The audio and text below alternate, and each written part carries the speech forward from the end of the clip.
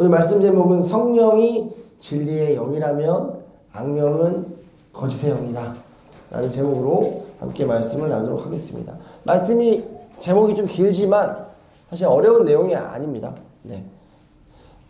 길다고 해서 복잡한 내용이 있는 게 아니라 성령은 진리의 영, 반대로 악령은 거짓의 영이라는 걸 여러분들이 아시면 좋을 것 같습니다. 악령의 가장 큰 특징은 뭘까요? 특성. 악령의 가장 큰 특성이 뭘까요? 괴롭히는 것, 놀랍게 하는 것, 무섭게 하는 것, 죽이는 것, 뭘까요?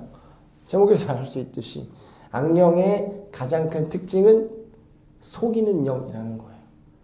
속이는 영. 즉 거짓의 영이라는 거죠. 거짓의 영이라는 겁니다. 우리가 흔히 죄라고 했을 때 우리 교회는 성경 공부 많이 해가지고 알잖아요. 그렇죠? 하마르티아 다 아시죠? 우리 이번 주 레위기 이제 할 때도 나올 건데 죄란 어떠한 열매를 이야기하는 것이 아니라 어떤 행위를 이야기하는 것이 아니라 우리가 하나님을 바라보고 있지 않은 상태, 우리의 시선이 하나님께로부터 멀어지고 틀려진 상태를 죄라고 이야기합니다. 그러면 그 상태에 뭐가 맺혀지죠? 죄의 열매들이 맺혀집니다. 우리 보통 그걸 죄라고 이야기하는데 아니죠. 그건 죄의 열매죠. 근데 흔히 죄라고 했을 때, 흔히 세상에서 말하는 죄, 우리가 말하는 죄의 열매라고 했을 때 우리가 어떤 것들을 생각하죠? 사람을 죽이는 것, 훔치는 것, 그렇죠. 때리는 것, 간음하는 것, 이런 것들을 생각한단 말이에요. 물리적인 것들이 먼저 생각나기 마련이에요. 그렇죠. 죄의 열매 또는 죄라고 하면 물리적인 것들, 그리고 법에 접촉되는 것들이 제일 먼저 생각이 나요. 그리고 그것들을 위에다가 가장 악한 죄, 심각한 죄, 하면 안 되는 죄들로 올려놔요. 그렇죠? 그리고 우리가 양심이 있어서 성령이 우리 안에서 조명하시기 때문에 죄라는 것은 알고 인정하지만 그렇게까지 중요하게 생각하지 않는 죄들이 있어요. 밑에 깔려있는. 그게 뭐죠? 탐심, 이기심, 비교하는 것, 미워하는 것과 같은 선상에 있는 것, 거짓말하는 것. 아까 얘기했던 훔치고 때리고 죽이고 간음하고 보다는 심각하지 않아. 왜냐하면 이거는 내 내면에 있는 죄들이고 사실 법을 갖다가 대도 법을 접촉하는 게 아니기 때문에 괜찮아 라고 생각해요. 그러니까 괜찮다라는 말은 좀 그렇지만 이 위에 거보다는 괜찮아 라고 생각을 해요. 그렇죠? 그래서 교회에서도 아까 얘기했던 뭐 성도가 성도를 때리고 패고 간음하고 죽이고 이러면 교회가 갈라지고 무너지고 치리하고 회개해야 된다고 하고 해요. 근데 미워하고 비교하고 거짓말하고 이런 것들은 크게 우리가 다루지 않아요. 그럴 수 있어. 인간은 다 죄니까 그래. 라고 하고 넘어간단 말이에요. 그렇죠? 이게 우리가 신앙생활하고 있는 우리의 모습인데 과연 성경도 그렇게 이야기할까? 하나님도 그렇게 보실까에 대해서 오늘 우리가 함께 좀 보기 원합니다. 성경에서 중요하게 금하고 있고 하나님께서 정말로 싫어하시는 죄의 열매가 있는데 그게 뭐냐면 거짓이라는 거예요. 우리가 너무나 당연하게 만연하게 하고 있어서 그렇게 중요하게 여기지 않았고 이게 정말 인간이 어떻게 거짓말을 안 하고 살아 라고 하면서 누구나 다 그럴 수 있지 라고 했던 당연하게 여겼던 죄의 열매 중에 하나. 그런데 성경을 자세히 보면 하나님이 그토록 금하시고 그토록 싫어하시는 것이 거짓이라는 것을 우리가 알 수 있습니다. 앞에 죄의 열매들은 아까 제가 얘기했던 심각하게 먹고 그럼 안 돼. 구원 못 받아. 하나님께 책망받아. 회개해야 돼. 라고 이야기하면서 내가 거짓을 마음에 품는다거나 거짓말을 했을 때 그것들을 결코 심각하게 생각하지 않습니다. 여러분 정말 안타깝고 슬픈 이야기가 뭔지 아세요? 교회 안에서 나눔을 하는데도 거짓이 만연하다는 거예요. 나의 체면 때문에 나의 연약함, 나의 문제들을 드러내지 않고 좋은 게 좋은 거야 얼굴을 붉히고 싶지 않기 때문에 교회의 문제들을 드러내지 않고 거짓으로 넘어가는 경우가 많아요. 그리고 우린 이걸 심각하게 여기지 않죠. 근데 여러분 잘 보세요. 하나님께서 거짓을 특별하게 싫어하시는 이유가 있습니다. 제가 그냥 아무 이유 없이 거짓이라는 단어를 쓰는 것이 아니라 싫어하신 이유가 있어요. 왜 그러시냐면 요한복음 8장 44절에서 47절을 보면 거짓의 아비에 대해서 이야기해요. 많이 들어보셨죠? 거짓의 아비가 누구죠? 사단이라는 거예요. 하나님이 이 거짓을 그토록 싫어하실 수밖에 없는 이유는 거짓의 아비가 사단이기 때문에 그래. 즉 거짓은 어디서 나오냐라고 했을 때 사단의 종 노릇을 당하고 있는 자에게서 나온다라는 거예요. 특히 더 싫어하신 이유가 있습니다. 이 거짓은 뭐와 반대가 되는데 뭐와 반대가 되냐면 하나님의 속성과 반대가 되어지기 때문에 그래요. 하나님은 진리이시고 참이십니다. 그 하나님의 속성과 반대되는 게 거짓이에요. 그렇다면 하나님께 속해져 있는 사람은 거짓되지 않아요. 근데 어떻게 해요? 반대로 사단에게 속해져 있는 사람은, 사단이 나의 아비가 되어 있는 사람은 거짓을 밥 먹듯이 일삼죠. 아까 말씀드렸듯이 인간이니까 때로는 우리의 수치를 가리기 위해서, 아담과 하와도 그랬잖아요. 그리고 우리의 체면 때문에 거짓말 할 수 있어요. 안 했으면 좋겠지만, 안 하려고 몸부림쳤으면 좋겠지만, 인생을 살아가면서 단 한 번도 뭐 큰 거짓말, 남을 속이고 피해를 주는 갑자기 영서 사진이 되게 깜짝 놀랐습니다. 피해를 주는 거짓이 아닐지라도 그냥 대수롭지 않게 여기는, 그냥 넘길 수 있는 거짓말을 한 번도 안 하고 살아가는 사람들이 과연 있을까요? 쉽지 않을 거예요. 근데 제가 말씀드린 건 안 하는 뭐 행위적인 것들을 말씀드리는 게 아니라 그 거짓말을 내가 나의 연약함 때문에 했을 때에도, 나의 안에 거짓이 있는 것을 발견했을 때에도 그것을 두려워하지 않고 심각하게 여기지 않고 그것들을 잘못되게 여기지 않는 마음을 이야기하는 거예요. 그게 뭐냐? 사단이 아비된 삶을 살아갈 때 그렇게 된다는 거죠. 성령이 우리 안에 있다면 우리가 실수할 수 있죠. 거짓된 행동을 할 수 있고 거짓말을 할 수 있지만 누가 마음을 찌릅니까? 그 안에 성령이 이건 하나님의 속성이 아니야, 하나님이 기뻐하시는 것이 아니야, 이런 삶을 계속되게 살아가면 안 돼 라고 분명하게 찌르신다는 거죠. 그래서 하나님은 분명하게 이 거짓된 부분에 대해서 경계하시고 이 부분들을 얼마나 싫어하시는지 성경은 계속 이야기하고 있습니다. 여러분, 사단은 성도를 어떻게 속입니까? 손자는 자신의 병법인 손자병법에서 우리 잘 알고 있는 거 있죠? 적을 알고 나를 알면 100번을 싸워도 이긴다. 그렇죠? 우리가 분명하게 싸워야 될 대상의 약점, 그가 뭘 공격하는지, 그의 목적이 뭐를 알고 싸우면, 뭔지를 알고 싸우면 그 싸움에서 이긴다라고 이야기했죠. 그런데 문제가 뭐냐면 이게 일반적인 전쟁, 전투, 싸움, 여러 가지 뭐라고 해야 될까, 결투에서 다 가지고 있는 기본적인 지식인 걸 알매도 불구하고 우리가 어디서 쉽게 생각하냐면 우리를 늘 공격하는 사단이 어떠한 목적으로, 어떠한 방법으로 우리를 어떻게 공격하는지를 우리가 잘 알지 못한다는 거예요. 그러니까 아까 말씀드렸던 그 위에 있는 거, 간음, 살인, 뭐 폭행, 이런 것들, 난 이런 거 안 했어, 괜찮아, 난 사단에게 유혹받고 있지 않아, 시험 받고 있지 않아 라고 대수롭지 않게 넘기는 거죠. 그러나 우리가 사단과 싸워서 승리할 수 있는 그리스도인들이 되려면, 사실은 승리할 수 있는 그리스도인이 된다라는 말이 또 신학적으로 보면 또 맞지는 않죠. 이미 예수님께서 승리를 이루셨고 우리는 그 승리를 누리는 것인데, 그 승리를 누릴 수 있는 그리스도인이 되려면 사단이 누구이고, 아까 말씀드렸죠. 거짓의 아비요. 그의 본성은 어떠하며? 본성은 거짓이에요. 하나님을 자기가 하나님인 척해서 하나님의 자리에 올라가서 하나님과 같이 보여서 우리를 하나님과 같이 만들려고 하는 그 사단의 본성을 알고 어떻게 해요? 어떻게 우리를 공격하는지 알아야 할 필요가 있습니다. 그러니까 다른 부분들은 막 꽉 붙들고 그거는 내가 절대로 지지 않을 거야 라고 하면서 이 거짓에 대한 부분만 관대하게 열어둔다면 여러분 그 싸움은 백전백승을 할 수가 없는 거예요. 무조건 질 수밖에 없는 싸움이 되는 거죠.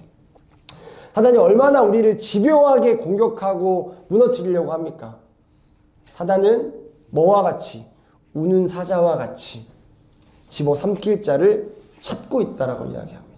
지금 이곳에 성령께서 우리와 함께 하시고 운행하시지만 여러분 사단도 마찬가지로 여러분 눈 앞에 가서 우리가 잠깐 정신을 놓고 잠깐 딴 데에 집중이 팔리면 어떻게 해서든 그것들을 삼켜 먹으려고 눈을 뜨고 집중해서 우리를 지켜보고 있다는 걸 알아야 돼요.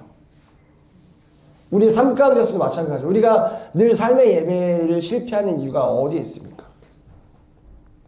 우리와 늘 함께 하시는 우리를 고와 같이 버려두시지 않으시는 성령과 동행하기보다는 어떻게 해서든 우리를 넘어뜨리고 시험에 들게 하고 세상으로 시선을 돌리게 하려는 그 사자와 같은 먹이를 찾는 사자와 같은 사단에게 우리가 늘 넘어가기 때문에 여기서는 좀 은혜를 받을지 몰라도 나머지 6일의 삶이 정신없이 바쁘게 생각 없이 말씀과 다르게 삶의 예배를 실패하고 살아간다는 거예요. 여러분 어느 정도로 사단이 간교하며 집요하냐면 예수님께서 40일 동안 금식 기도하실 때에도 다가가서 시험했던 존재라는 걸 우리는 알아야 돼요. 그러면 우리가 뭔데? 예수님도 받았던 그 시험을 그 연단을 피할 수 없는 거죠. 사단이 그리스도인들과 전쟁할 때 어떤 전략을 사용하는지 우리가 알아야 합니다. 그게 뭐냐면 제시펜 루이스의 사단은 성도를 어떻게 속이는가 라는 책에서 말하고 있는 것이 있습니다. 그게 뭐냐면 사단은 흔히들 우리가 생각하는 성도들이 이렇게 생각하고 있는 사단의 모습 있죠. 이런 피상적인 모습이 아니다 라고 이야기하고 있어요. 뭔가 이렇게 귀신으로 나타나서 우리를 막 해치고 이런 모습으로 사단은 나타나지 않는다. 여러분 우리 한 3년 전에 스크루테이프 편지 수요예배 때 같이 봤었잖아요. 사단은 그렇게 무서운 모습으로 그렇게 누가 봐도 사단이다 이런 모습으로 나타나지 않아요. 민감하지 않으면 말씀 앞에 온전하게 서 있지 않으면 구별할 수 없고 분별할 수 없을 만큼 마치 가랑비에 옷 젖듯이 우리에게 다가오는 것이 뭔가 이렇게 대단한 이단으로 다가오지 않아요. 실제적인 생활에서 우리가 자주 접하는 것들로 다가온다는 거예요. 그러니까 피상적인 모습만 생각하면 안 된다라고 이 루이스 여사가 이야기하고 있는 거죠. 사단의 가장 큰 특징이 뭐냐면 한마디로 말하면 아까 제가 말씀드렸듯이 그는 속이는 자이며 그가 가장 잘 사용하는 대표적인 속임수는 위조라는 것입니다. 마치 위조 집회범이 진짜 집회와 너무나도 똑같은 모습으로 집회를 위조하기 때문에 웬만한 전문가가 아니고는 위조 집회를 식별해낼 수 없는 것과 마찬가지로 사단은 하나님의 임재와 권능과 환상과 은사, 하나님과 관계된 모든 것들을 위조해내려고 하고 있습니다. 그래서 말씀 앞에 바로 서 있지 않은 사람들은 분별해낼 수 없어요. 여러분 부탁드리고 싶은 게 있어요. 이거는 우리 교회에서 일어나는 일뿐만 이야기하는 게 아니라 여러분들 앞으로 어떤 신앙인들과 이야기하고 유튜브를 보고 어떤 간증을 듣고 나가서 믿는다는 사람들과 대화할 때 제발 여기에 현혹되지 않았으면 좋겠는데 보세요. 하나님의 임재로 착각할 만한 황홀경한 이야기들, 어떤 능력이 나타났던 이야기들, 환상과 음성과 같이 이런 은사들, 이런 것들을 무조건적으로 하나님의 역사다 라고 이야기하는 것을 조금 조심스러워 하셨으면 좋겠어요. 우리가 흔히 보편적으로 이건 하나님의 역사야 라고 생각하는 것들이 있어요. 병고침, 환상, 음성, 또 뭐 여러 가지의 그런 신비한 일들, 기적적인 일들은 하나님의 역사야. 하나님이 하셨어.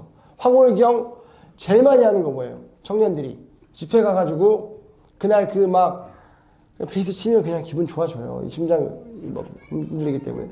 그리고 빵빵하게 찬양팀하고 막 다 같이 조명하면 막 황홀경에 빠져가지고 내가 은혜 받으고 갔죠. 그런 감정, 기분, 또 내가 낫지 않았던 병들이 갑자기 나왔어. 내가 해결되지 않은 문제를 건드려줬어. 이런 거 가지고 우리는 뭐 어떻게 생각하냐면 하나님이 역사하셨다. 하나님의 임재가 충만했다. 하나님이 나를 만지셨다. 맞아요. 물론 하나님 만지셨을 수도 있고 역사하셨을 수 있지만 사단도 할 수 있다는 걸 우리가 알아야 돼요. 이 위조, 가짜, 거짓을 누가 가장 잘하냐면 사단이 가장 잘한다는 거예요. 어떻게 우리가 증명할 수 있나요? 이단도 병 고칩니다. 사이비도 음성 듣고 환상 봐요. 그들도 황홀경에 빠져요. 그들도 그들의 문제 누구한테 얘기하지 않았는데 갑자기 와서 너 이런 문제 있지? 하나님 말씀하셔 라고 이야기해요. 어떤 종교는 하나님 안 갖다 쓰고도 너 이런 문제 있지? 내가 꿰뚫어 볼 수 있어 라고 이야기합니다. 그게 하나님의 역사라고 100% 장담할 수 없다라는 거예요. 제발 부탁인데 속지 않았으면 좋겠어요. 왜 부탁드리냐면 마지막 때가 되면 될수록 이따가 같이 성경 볼 거지만 마지막 때가 되면 될수록 그런 미혹들이 계속 일어나서 성도들을 다 속일 거라고 이야기해요.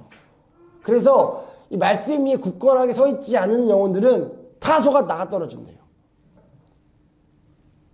여러분 어떤 영역보다도 조심하고 살피고 검증받아야 할 부분이 하나님의 역사입니다. 우리 뭐에 대해서 그렇게 조심하고 살피죠? 건강. 건강은 아주 피만 조금 나도 색깔만 좀 변해도 내가 오늘 피곤하고 잠 패턴만 바뀌어도 막 심각하게 막 인터넷 찾아보고 약 먹고 막 하잖아요. 그렇죠? 어떤 거 먹으면 좋을까 내 몸에 어떤 거 먹으면 안 좋을까 어떻게 운동해야 될까 이런 거 막 하잖아요. 나쁘다는 게 아니라 그렇게 하는 거 좋아요. 근데 어떤 부분을 또 그렇게 해야 되냐는 거예요. 이게 방금 말씀드렸던 하나님의 역사에 대한 부분이에요. 왜 그러냐면 사단이 마지막 때가 되면 될수록 우리를 미혹할 것이기 때문에 그런 눈에 보이는 현상, 피상적인 것들, 우리가 지금까지 전체적으로 알고 있었던 하나님의 역사라고 말하는 것들이 무조건 다 하나님의 역사가 아닐 수 있다는 의심을 가지고 신앙생활 해야 합니다. 그래서 보세요. 이것들이 왜 검증받아야 되고 이것들이 왜 중요하냐면 사단들도 이것들을 할 수 있기 때문에 그래요. 그러면 성경은 그래서 뭐라고 얘기하냐면 사단을 광명한 천사다라고 이야기합니다. 광명한 천사로 가장해서 사단이 다가올 것이라고 성경은 이야기하고 있고요. 이러한 것들을, 여러분 이게 중요해요. 이러한 것들을 성도들이 쉽게 식별해낼 수 없다라고 이야기합니다. 이게 문제인 거예요. 여기서 심각해야 될 부분이라고요. 쉬우면 이렇게 막 강조해서 이야기하지 않아요. 이단들로 넘어간 사람들이 바보들이 아니라니까요. 쉽지 않기 때문에 그래요. 근데 앞으로 더 하루하루 시대가 더 마지막 때로 갈수록 더 쉽지 않을 거래요. 오직 영적인 분별력을 가지고 있으며 사단에 대해서 낱낱이 알고 있는 사람만이 이런 위조에 속아 넘어가지 않을 수 있다라고 이야기합니다. 왜냐하면 사단은 광명의 천사로 자신을 위조하기 때문에 그래요.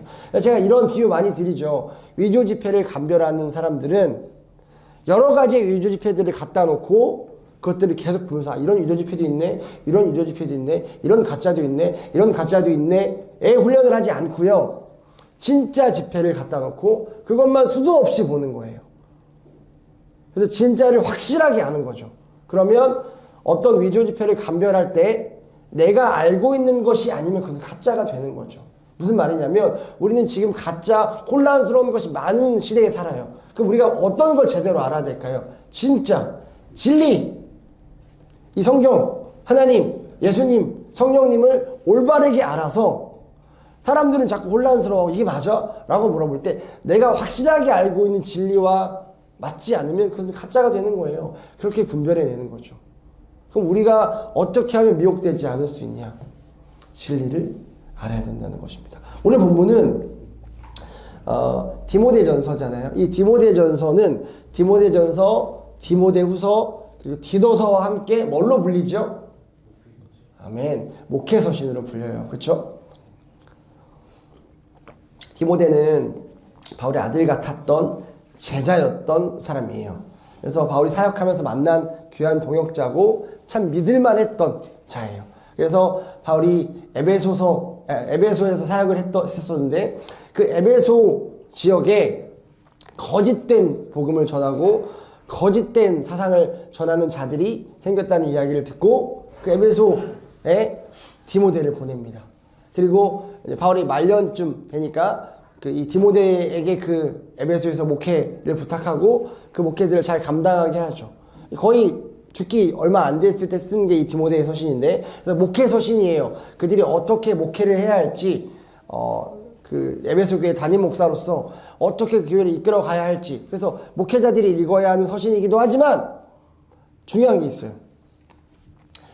어떤 것들을 지금 디모데전서에서 이야기하고 있냐는 거죠. 바울은 자신이 사역했던 에베소 교회에 잘못된 이단 사상을 전하는 지도자들이 있다는 소식을 들었기 때문에 디모데에게 가서 그 잘못된 이단적인 사상과 그 소식을 바꿔달라, 정확하게 수정해달라라고 이야기하고 있는 부분이죠. 그러니까 무슨 말이냐면 주제는 올바른 목회를 위한 지침이지만 그 지침의 내용이 뭐냐면 거짓 교사에 대한 경계예요. 오늘 봤던 본문은. 그러니까 오늘 본문에서 알 수 있듯이 마지막 때에는 뭐가 많아진다고요? 이단, 가짜, 속이는 영이 많아져서 우리를 미혹할 거다라고 이야기합니다. 그럼 제가 늘 말씀드리니까 지금이 마지막 때라는 것은 시간을 좀 아끼기 위해 설명드리지 않을게요. 우리 교회는 충분한 거기에 대한 지식과 성경적 근거가 있을 거라고 믿어요. 그렇죠? 여러분, 지금 마지막 때입니다 라는 말에 반박하실 분은 없으시죠?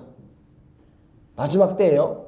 그럼 마지막 때에 어떤 일이 벌어지냐라고 했을 때 여러 가지 일들이 있지만 그 가운데 거짓 교사, 가짜, 속이는 사람들이 많이 일어난다라는 걸 알 수 있습니다.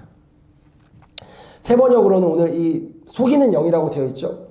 4장 1절에 보면 믿음에서 떠나 속이는 영과 속이는 영이라고 되어 있고, 개역개정을 보면 미혹해 하는 영이라고 되어져 있습니다. 헬라어를 보면 푸니마, 영이죠. 심플라노케이스. 이게 이제 심플라노이스라는 게 속이는 영이라는 의미를 가지고 있어요. 그러니까 거짓말하는 영을 이야기해요. 그러니까 이 말은 방황을 뜻하는 플라네로부터 유래된 건데, 자, 이게 중요합니다. 그러니까 속이는 영은 우리를 어떻게 하냐면 방황하게 한다는 거예요. 길을 몰라 헤매게 한다는 거예요. 그러니까 속인다라고 하니까 그 죄, 사기 뭐 이렇게만 우리가 자꾸 연관을 짓는데, 아니요. 사단은 우리를 속여요. 그래서 어떻게 하냐. 속여서 그냥 속이고 속았다가 목적이 아니에요. 속여서 우리를 만들고 싶은 상황이 있어요.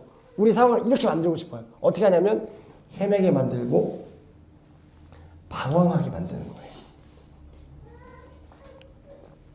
여러분 잘 보세요. 속이고 방황하게 만든다는 뭐와 반대가 되냐고요.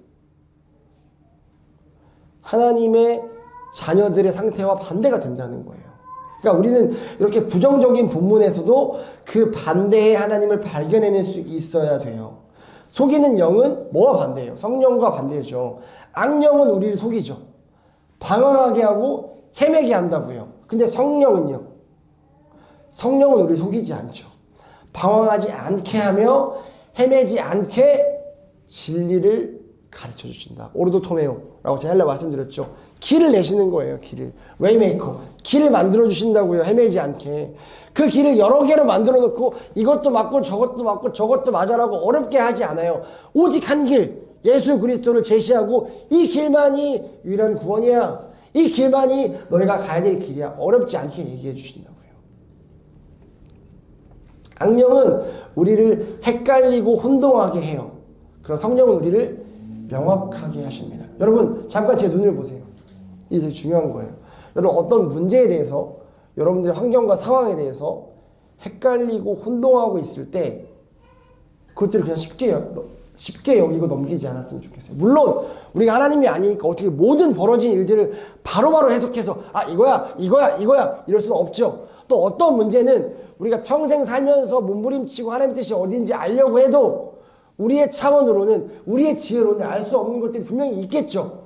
그래서 죽고 나서야 비로소 알게 되는 것들이 있겠지만, 자, 근데 그렇다고 해서 내가 삶을 살아가면서 어떤 문제들을 만났을 때, 해결해야 되는 나의 문제를 직면했을 때, 뭔가 처리해야 되는 나의 문제, 결정해야 되는 문제 앞에서 내가 헤매고 방황하고 이게 맞나? 이게 맞나? 의 상태로 있을 때 그것들을 무조건 좋게만 여기지 마시고 조금만 더 심각한 상황으로 보셨으면 좋겠어요. 왜냐하면 하나님이 우리를 어떻게 만들어가기 원하시냐면 헤매고 혼란스러워하고 혼동하고 또 뭐라고 해야 되죠? 이렇게 명확하지 않고 이런 상황에 우리를 내비두고 싶지 않으세요. 물론 때에 따라서 그 시간들을 통해 우리를 만들어 가시는 과정 때문에 내비두시기도 하지만 전체적으로 하나님 원하시는 것들은 명확해요. 그 한 길을 제시하시고 그 길로 걷기 원하신다는 거예요. 그래서 우리가 하나님의 뜻을 몰라서 하나님의 뜻을 분별하지 못해서 세상의 이 소리가 너무나 강해서 혼동하고 헤매이고 이게 맞나? 저게 맞나? 어떻게 해야 되지? 헷갈리고 이럴 때가 많다라는 거죠. 그런데 그게 과연 하나님께서 기뻐하시고 원하시는 것일까를 한번 생각해 보셔야 된다는 거예요. 그런 시간들을 오랫동안 방치해 두지 말라는 거예요. 교회에 이야기하고 함께 기도 부탁하고 함께 이 교회에 주시는 말씀을 통해서 같이 보면서 빠르게 그 진리를 찾아내고 정답을 찾아내고 헤매고 방황하는 시간들을 최대한 줄이자라는 거죠. 그리고 그 말씀, 그 하나님의 뜻하신 바가 무엇인지를 깨닫고 힘들지만 순종함으로 걸어가자는 거예요. 여러분, 악령은 여러 길을 제시해요. 그리고 어디로 가도 상관없다라고 이야기하지만 성령은 오직 한 길, 예수 그리스도만 제시하시고 그것이 유일한 길이라고 말씀하시며 그 길을 따라가야 된다는 명확한 것 한 가지만 제시하십니다. 여러분, 마지막 때라 그런지 많은 이들이, 대부분의 이들이 속고 있어요. 길을 몰라 헤매고 있다고요. 길을 내시는 오로도 토메오의 성령을 경험하지 못하고 있어요. 그러니까 길을 내신 성령을 모르니까 길이 없어서 헤매고 있는 거예요. 권사님이 금요일날 말씀하셨던 그 연극에서 봤었던 많은 청년들, 그들이 별거 아닌 작은 하나의 위로에 막 울었다라고 얘기했어요. 위로를 받잖아요. 왜 위로를 받고 울었을까요? 왜 이 시대 청년들이 위로가 필요할까요? 위로를 갈급해 할까요? 길을 모르기 때문에 그래요. 헤매고 있기 때문에 그래요. 어떤 것이 맞는지 모르겠기 때문에 그래서 가고 있지만 불안한 거예요. 그러니까 괜찮다라는 말 한마디가 너무나 큰 위로가 되는 거예요. 이게 괜찮은 건가? 라고 불안에 떨면서 가고 있거든요. 그러니까 괜찮아. 맞아. 그럴 수 있어. 라는 한마디에 그냥 눈물이 막 떨어지는 거예요. 여러분, 이 시대는 길을 알지 못해요. 헤매고 있어요. 길을 모른다라는 것은 뭘 모르는 거예요? 뭘 모르는 겁니까?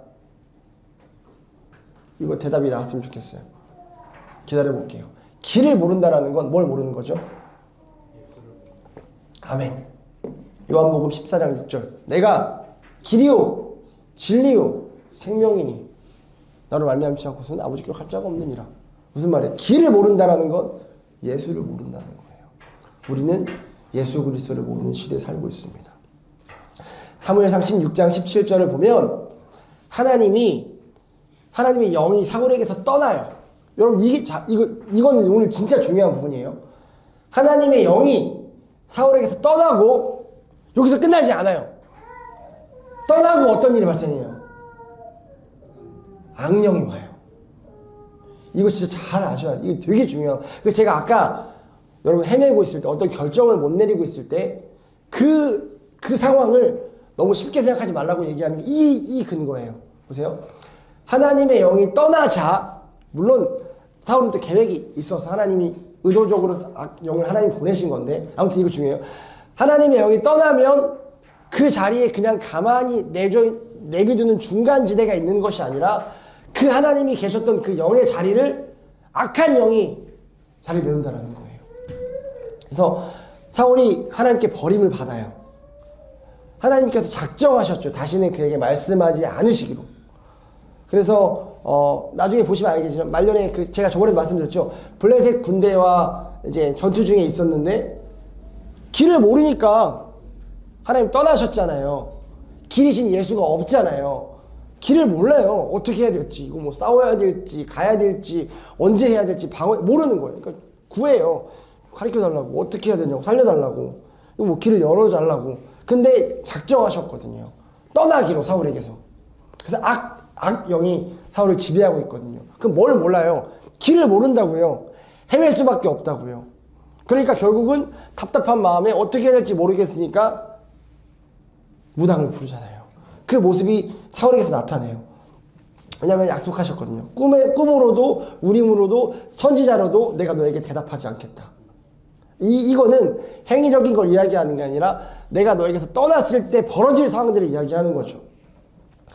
여러분, 그러니까 사울이 악령이 사울을 지배하잖아요. 어떤 현상이 일어나냐면 길을 몰라서 헤매게 되는 거예요. 그러니까 계속 다윗을 잡아 죽이려고 하고 계속 악한 일들만 계속 하는 것들을 볼 수 있죠. 여기서 중요한 거, 하나님의 통치, 즉 성령의 통치를 거부하면 악령의 통치가 시작된다고요. 이게 얼마나 무서운 말씀인지 아세요? 여러분 주위에 교회를 안 다니는 사람들이 그냥 교회를 안 다니고 끝나는 게 아니에요. 교회를 다니지만 예수를 제대로 믿지 않는 사람들이 그냥 그 상태로 교회만 다니고 끝나는 게 아니에요. 보세요. 하나님의 통치를 받지 않겠다고 거부하는 사람들이 그 상태에서 끝나지 않는다고요.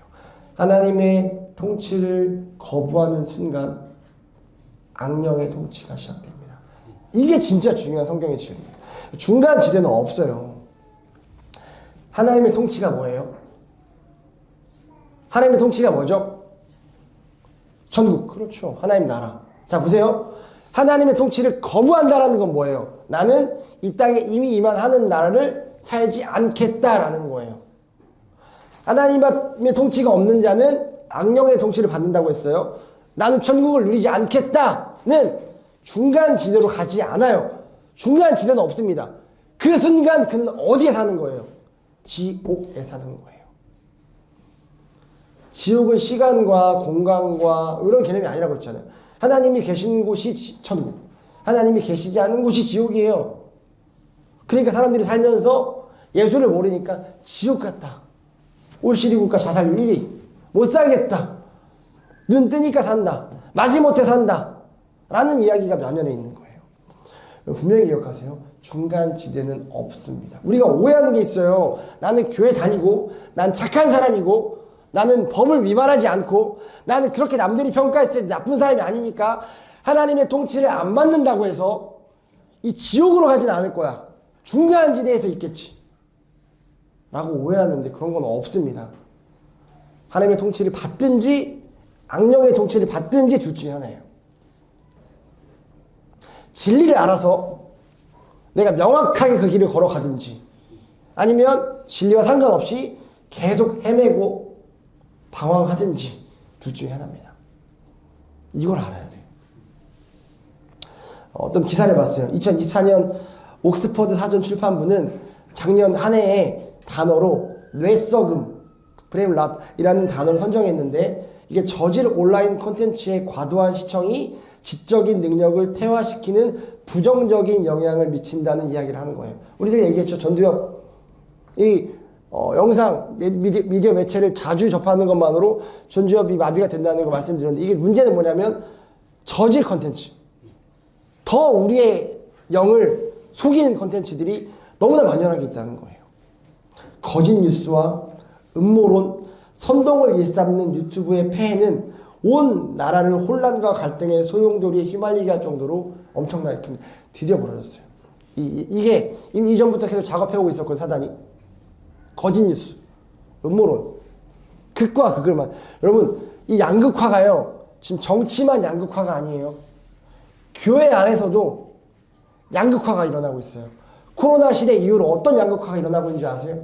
아까 제가 말씀드렸죠. 하나님의 통치를 받는 자들과 하나님의 통치를 받지 않는 자들. 실제적인 신앙으로 믿음의 싸움을 몸부림치고 있는 자들과 전혀 상관없이 실제적인 신앙과 상관없는 자들로 양극화가 됩니다. 정치만 극우와 극좌가 있는 게 아니에요. 신앙도 극보수와 극진보 계속 선동해요. 뭐가 뭔지 모르겠어요. 자꾸 우리 속여요. 혼란스럽게 이게 맞나? 저게 맞나? 이 말을 들으면 이게 맞고 저 말을 들으면 저게 맞고. 여러분 이게요. 회개하기 짝이 없는 이단 사설에 빠지는 것과 아주 흡사한 현상이라는 걸 우리가 알아야 돼요. 거짓된 정치 이념과 선동은 교인들까지 그 열렬한 신봉자로 포획해서 온 나라와 교회를 분열시켜요. 그리고 여러분 아직 교회를 분열시키니까 여러분 안 와닿죠? 더 충격적인 게 뭐냐? 아까 이단과 같다고 했죠. 이단은 결국 최종 목적이 뭐예요? 태연이 영서 뭐 이거 알아야지. 가정을 분열시키는 거예요. 왜 이단이 위험한데? 가정을 분열시켜요. 가정을. 이 가짜들이 교회를 분열시키고 가정을 분열시키는 거예요. 너무너무 무섭고 파괴적이죠. 그러니까 여기에 빠지면 이단보다 빠져나오기가 더 힘들어져요. 그 배후에는 뭐가 있냐면 거짓의 영이에요. 거짓의 영이 은밀히 역사한다는 것이 이단 사이비와 동일하다는 걸 우리가 알아야 돼요. 성령이 진리의 영이라면 악령은 거짓의 영입니다. 여러분들 속이려 해요. 다치게 하고 죽이려고 하는 게 사단의 그 방법이 아니라 속여서 어떤 게 진리인지 모르게 아둔하게 만들어서 평생을 헤매게 만드는 거예요. 이게 맞나? 저게 맞나? 이 말을 들으면 이 말이 맞고 저 말을 들으면 저게 맞고 진리가 없는 거예요. 그들 중에서는 목사의 탈을 쓴 자들도 있어요.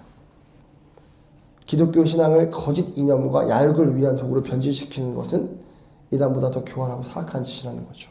바울 사도는 하나님의 미혹의 역사를 보내, 이게 중요해요. 하나님이 미혹의 역사를 보내서 거짓을 믿게 하심은, 자 보세요. 아까 잠깐 유초등부 예배 들었는데 하소미가 그 질문 하더라고요. 선악과 안 만들었으면 되잖아요. 이 질문 하더라고요. 보세요. 우리 똑같이 질문할 수 있죠. 그럼 미혹하지 않게 하면 되잖아요. 그 미혹의 영을 안 보내면 되잖아요. 라고 우리가 똑같이 질문할 수 있죠. 성경은 분명히 이야기해요. 바울이 얘기하는데 하나님이 미혹의 역사를 보내서 거짓을 믿게 하심은, 자 보세요. 모든 사람을 구원하는 게 하나님의 목적의 뜻이 아니에요. 그래서 진리를 믿지 않고 불의를 좋아하는 모든 자들로 하여금 심판받게 하려고 하심이에요. 그러니까 여러분들이 거기에 휩쓸려 가시면 안 된다고요. 믿지 않는 자들, 선택받지 않는 자들, 하나님의 백성이 아닌 자들 심판하기 위한 것에, 물론 여러분들이 혼란스럽고 그것 때문에 많이 힘들겠지만 거기에 여러분들이 넘어가면 안 된다는 거죠. 제가 얼마 전부터 제 영상의 알고리즘에 여러분 같이 뜨실지 모르겠지만 나는 자유주의 신학자다 라는 분이 떠요. 그래서 진짜 그거 아니어도 내가 찾아서 들어가서 보면은 유튜브에 아주 답답한 게 많고 이게 진짜 너무 이상한 게 많은데 이젠 대놓고 썸네일부터 나는 자유주의 신학자입니다. 그래서 한번 내가 무슨 얘기를 하나 봤는데 진짜 기가 막히더라고요. 그러다가 얼마 전에 또 이제 안 봐요. 볼 필요도 없고 나 시간도 바쁘고. 근데 썸네일이 뭐였냐면 예수님은 지옥에 갔다. 뭐 이런 썸네일로 또 떴더라고요. 그래서 진짜 우리를 혼란스럽게 하고 또 지적인 욕구를 원하시는 분들은 그런 것도 보면 또 이렇게 한단 말이에요. 우리 혼란스럽게 하고 거지럽게 하고 헷갈리게 하고 분명히 길이 하나인데 이 길을 못 가게 만들어요. 이 길도 있는 것 같고 이 길도 있는 것 같고 이 길이 맞는 것 같고 그런 시대에 우리가 살고 있다는 거예요. 여러분 근데 이걸 아셔야 돼요. 우리가 이런 시대에 살고 있는데 왜 이런 시대냐면, 그리고 이런 시대에 어떻게 해야 되는지를 알면, 오늘 그러면서 말씀을 좀 마무리하려고 하는데 마태복음 24장에 보면, 이건 마태복음 24장 좀 피세요. 피고 좀 같이 볼게요. 마태복음 24장에 보면 마지막 때의 징조, 이거는 좀 외우세요. 마태복음 24장은 마지막 때 일어날 징조를 이야기하고 있어요. 태어나 좀 꺼도 될 것 같아. 너무 어차피 다 끝났으니까 예배.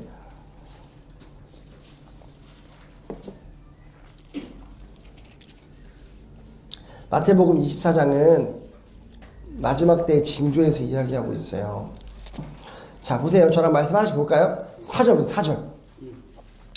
예수께서 그들에게 말씀하셨다. 보세요. 예수님이 직접 말씀하신 거예요. 어떤 걸 경고하시죠? 누구에게도 속지 않도록 조심하라. 여러분, 누구에게도 속지 않도록 조심하래요. 어떻게 하면 안 속을 수 있을까요? 기준이 있으면 돼요. 기준. 제가 얼마 전에 태연이랑 영서 그때 가정을 세우는 기준 말씀드렸죠. 그 가정에 뭐가 있어야 된다? 기준. 근데 그 기준은 뭐여야 된다? 태연이의 어떠함? 영서의 어떠함? 아니죠. 말씀이에요. 이 66권의 정경을 캐논이라고 해요. 기준이라는 의미를 가지고 있어요. 우리의 기준은 성경이에요. 그래서 성경이 기준되지 않으면 다 속아 나자빠진다는 거예요. 그래서 누구에게도 속지 않도록, 이미 좀 되게 심상치 않잖아요. 누구에게도 속지 않도록 조심해라.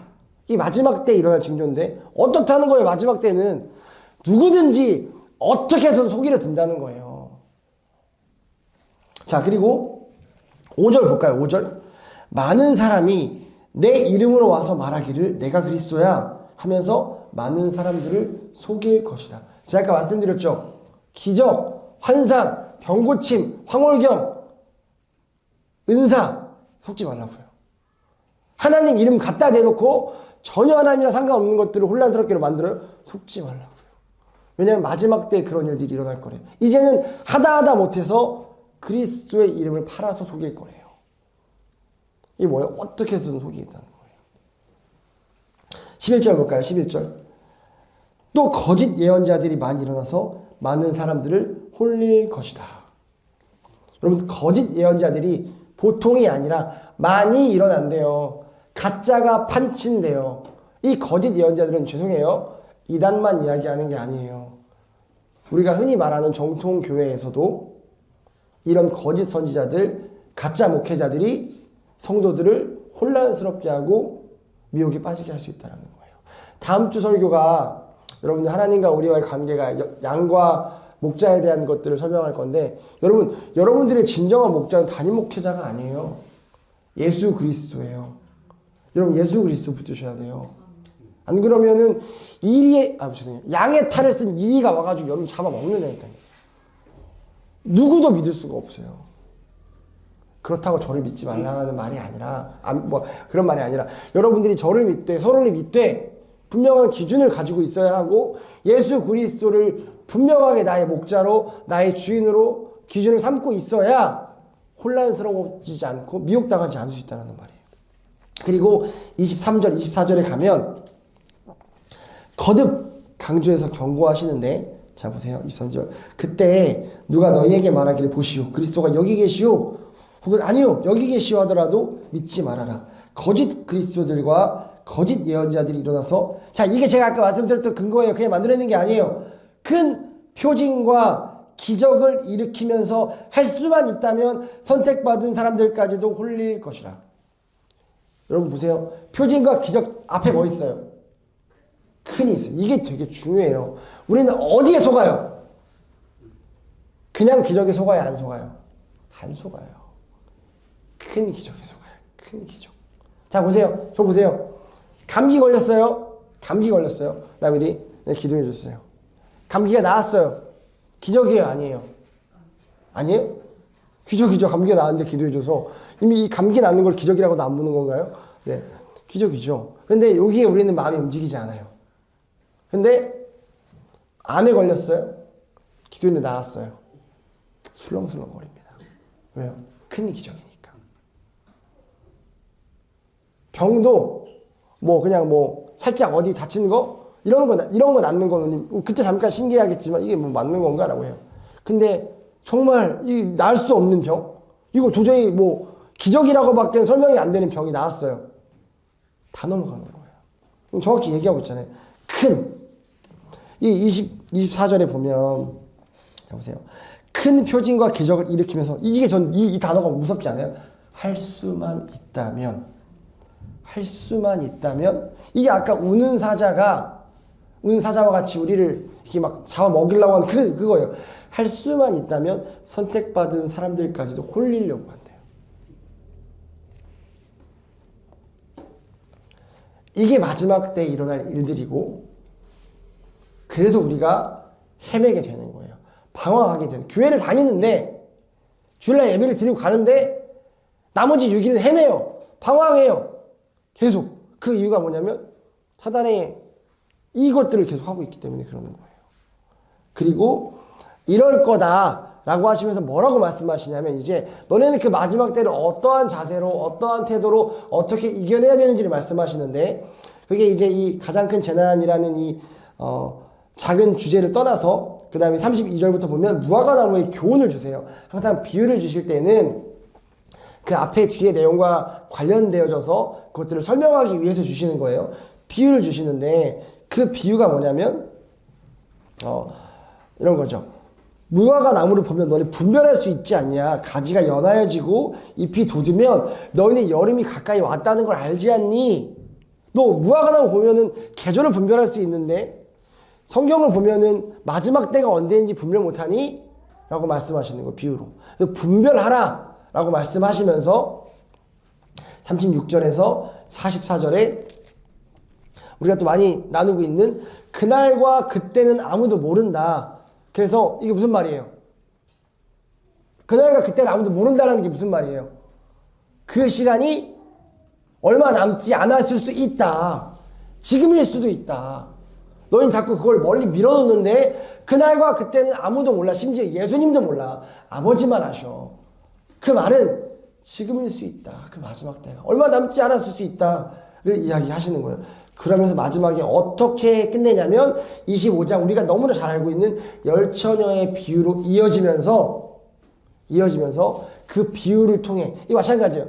그때가 도적같이 올 거고 언제일지 모른다를 이야기하면서 어떻게 13절로 끝내냐면 그렇기 때문에 그러므로 어떻게 하라? 깨어 있어라. 13절에 보시면 너희는 그날과 그 시각을 알지 못하기 때문이다. 복음서 보면 이런 내용들이 계속 나와요. 깨어 있어라. 졸지 마라. 그날과 그때는 알지 못한다. 도둑같이 임한다. 오고 있다. 요한계시록 어렵지 않다고 했죠. 요한계시록은 쉬워요. 내가 지금 가고 있다. 끝. 마라나타 주님 속히 오시옵소서. 내가 지금 가고 있다. 끝. 힘들지. 어렵지. 너무나 고난이 힘들어서 못 살겠지. 걱정하지 마. 내가 지금 가고 있다에 대한 영이 요한계시록이에요. 여러분 그때와 그 날은 알지 못한다는 이야기가 우리에게 뭘 이야기하고 싶냐고요. 얼마 남지 않았다라는 거예요. 지금일 수 있다라는 거예요. 그래서 깨어있으라라는 거예요. 반주해 주시겠어요? 말씀 마무리할게요. 저는 오늘 설교를 통해서 우리의 신앙생활이 너무 안일해져 있음을 돌아보고 다시 점검해야 할 필요가 있다는 생각을 했습니다. 우리라고 하기에 저는 여러분 진짜 안타깝고 슬픈 일이 뭔 줄 아세요? 가슴을 치고 통회하고 자복해야 되는 일이 뭔 줄 아세요? 속고 있는데도 자기가 속고 있는지 모른다는 거예요. 속임을 당하고 있는데도 속임을 당하고 있는지 모른다는 거예요. 내가, 우리 가정이, 우리 교회가, 이 나라가 그렇게 사단에게 속고 있는데도 모른다는 거예요. 우리의 타락 그리고 하나님과의 관계가 깨어짐이 어디에서 시작됐습니까? 오늘 유초동부가 이거 하더라고요. 아담과 하와가 에덴 동산에서 행복했을 때에 하나님과 문제가 없었을 때 누가 와요? 사단. 뱀으로 가장해서. 근데 어떻게 와요? 속이는 영으로 와요. 그래서 거짓말로 미혹하죠. 그것에 넘어갔을 때 하나님의 말씀을 어기게 되고 타락하게 되어져서 에덴 동산에서 쫓겨나고 하나님과의 관계가 단절되었음을 우리 창세기 초반에서 볼 수 있습니다. 여러분 우리에게도 이런 유혹이 날마다 와요. 날마다 온다고요. 그것을 이겨낼 수 있는 힘은 우리 안에 없습니다. 그러나 우리는 방법을 알아요. 오늘 그 방법을 여러분들에게 제시해 드릴게요. 속이는 영과 반대인 진리의 영이신 성령님과 동행하시기를 바랍니다. 그가 가르쳐주시는 진리를 바로 알고 그 진리를 알지 너희가 자유케 되리라. 그 진리를 알게 됨으로 자유하게 되셨으면 좋겠어요. 이제 더 이상 헤매는 인생, 방황하는 인생. 이게 맞나? 저게 맞나? 이렇게 해야 되나? 저렇게 해야 되나 해서 자유로우셨으면 좋겠어요. 진리를 알게 되므로. 또 이렇게 결론을 이렇게 지어서 죄송한데 사실은 그러면 하고 싶은 말 한 가지밖에 없습니다. 말씀 읽어야 돼요, 여러분. 말씀. 성경 봐야 돼요. 성경을 통해 하나님을 아셔야 돼요. 그래야 이 마지막 때에 혼란스러운 세상에서 남들과 같이 이리저리 기웃기웃거리고 혼란스러워하는 삶을 사는 게 아니라 명확하게 진리를 알므로 그 길을 걸어갈 수 있어요. 제가 혹시 그분이 이 영상을 볼 수 있으니까 특정 짓지 않고 이번 주에 어떤 분과 대화를 했는데 그럴듯해요. 그럴듯하고 큰 문제 없어요. 그리고 충분히 그 안에 신학적인 사상과 신앙적인 내용들이 다 들어가 있어요. 아마 웬만한 사람들은 그 이야기를 들었을 때 충분히 비상적인 대화다라고 생각할 수 있을 만할 거예요. 근데 내가 알고 있는 하나님, 내가 알고 있는 기준과는 조금 맞지 않더라고요. 그래서 좀 불편했어요. 그리고 어제 설교를 준비하면서 이렇게 앉아서 기도하는데 잘못됐던 것 같다. 나를 미혹하려고 했던 것 같다. 라는 결론에 좀 도달하게 됐습니다. 여러분, 그런 믿음의 싸움이 여러분들에게도 있었으면 좋겠어요. 왜냐하면 사단은 계속 여러분들을 미혹하니까, 속이려고 하니까, 방황하게 하려고 하니까 이게 맞나? 저게 맞나? 이렇게 해야 되나? 저렇게 해야 되나 해서 여러분 안에 계신 성령이 분명하게 제시하시는 그 길을 바라보고 그 길을 혼란스러워하지 않고 걸어가시는 여러분들 되시기를 간절히 축원합니다. 그럼 다른 거 없어요. 예수를 소유해야 돼요. 예수님 말씀이십니다. 말씀 봐야 돼요.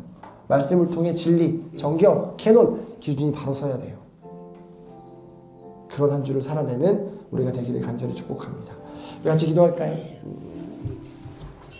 하나님, 이 마지막 때에 우리를 혼란스럽게 하고 우리를 속이고 우리를 미혹하고 거짓된 영으로 분별하지 못하게 하는 그 악한 사단의 세력에서 우리가 승리하게 하시고 우리가 성령과 동행함으로 우리가 진리를 올바르게 알고 그 진리를 알게 되므로 자유하게 하여 주시옵소서. 어떠한 환경과 상황에서도 혼란스러워하지 않고 헤매고 방황하지 않게 해 주십시오. 명확한 답을 알고 하나님과 성령과 동행하며 하나님 앞에 당당하게 나아갈 수 우리가 되게 해달라고 같이 기도하겠습니다. 아버지,